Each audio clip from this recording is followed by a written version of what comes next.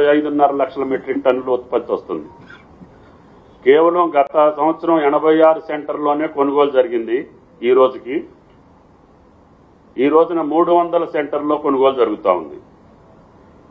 సేకరించిన పత్తి కూడా 15,859 మెట్రిక్ టన్నులు గత సంవత్సరం ఈ రోజుకు చేస్తే ఈ రోజున 1,34,621 మెట్రిక్ టన్నులు కొనుగోలు చేయడం జరిగింది.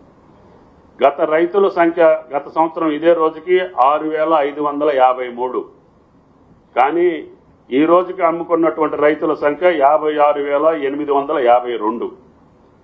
సేకరించిన పత్తి విలువ వచ్చి గత సంవత్సరం ఇదే రోజుకి 110 కోట్లు మాత్రమే. కానీ ఈ సంవత్సరం 987 కోట్లు విలువ కలిగినటువంటి పత్తిని సేకరించాం. రైతులకు చెల్లించిన గతంలో ఇదే రోజున 8 కోట్లు మాత్రమే. కానీ ఇప్పుడు 110 కోట్లు రైతులకు వెళ్ళింది. అంటే పత్తి కొనుగోలులో కానీ వరి కొనుగోలులో కానీ గతంలో కంటే అన్నిటికంటే మిన్నగా ఈ సంవత్సరం అన్ని పారామీటర్స్లో వీఆర్ ఇన్ ద నెంబర్ 1.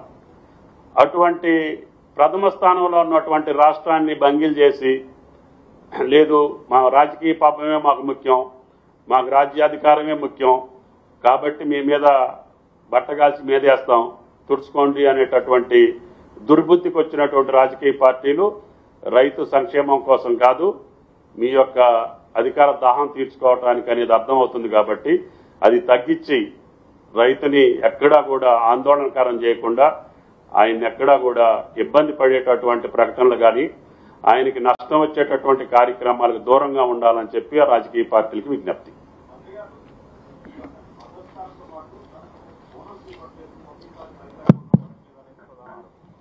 అదేనండి, మద్దతు ధర ఏమో కార్పొరేషన్ డైరెక్ట్గా ఇచ్చేస్తుంది. అక్కడే బోనస్ వచ్చి ప్రభుత్వ ఖజానాలోంచి వెళ్ళాలి.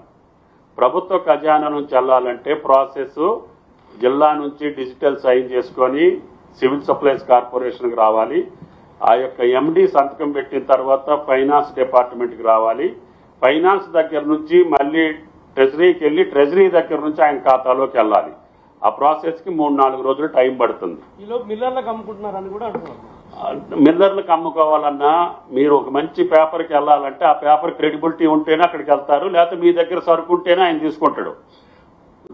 వ్యాపారస్తులు కూడా రైతు కూడా మాకు ఎక్కడ రూపాయి ఇస్తే అక్కడ అమ్ముకుంటామండి.